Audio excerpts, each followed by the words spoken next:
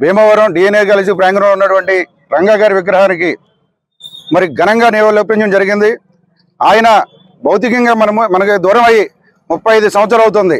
35 సంవత్సరాల కిందట ఆయన బడుగు బలహీన వర్గాల కోసం, పేద ప్రజల కోసం నిరాహార దీక్షలో కూర్చుంటే ఆయనకు ప్రాణహాని ఉందని, ఆయన హత్యకు కుట్ర జరుగుతుందని తెలిసి కూడా వెన్ను చూపుల ధైర్యంతో నిరాహార దీక్షను చేస్తున్న టైంలో ఈ యొక్క రాజకీయ రక్తదాహానికి, కులాల కత్తులకి, కుట్రలకి, కుతంత్రాలకి బలైపోయినటువంటి వంగవీటి మోహన రంగా 35 ఏళ్ళు అయినప్పటికీ కూడా నేటి తరం అందరూ కూడా ఆయన స్ఫూర్తిగా తీసుకొని బడుగు బలహీన వర్గాలకు పోరాడడానికి సిద్ధంగా ఉన్నామని చెప్పేసి ఈ యొక్క సందర్భంగా వీరందరూ కూడా ఆయనకి ఘనంగా నివాళులర్పించడం జరిగింది.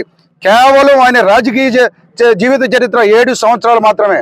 ఆయన అసలు భాష సమయానికి ఆయన వయసు 41 సంవత్సరాలు అయినప్పటికీ కూడా ఆయన యొక్క ధైర్యాన్ని, ఆయన యొక్క త్యాగాన్ని యువత అంతా కూడా తీసుకొని ఆయన స్ఫూర్తిని మేము కొనసాగిస్తామని చెప్పి ఈ యొక్క వంగవీటి మోహన రంగ అభిమానాలే కాదు, ఆయన యొక్క వర్గానికో, ఆయన యొక్క కులానికో నాయకుడు కాదు, పేద బడుగు బలహీన వర్గాల ప్రతినిధి అని చెప్పేసి ఈ సందర్భంగా అందరికీ తెలియజేస్తున్నానికి మేము గర్విస్తూనే ఉన్నాం.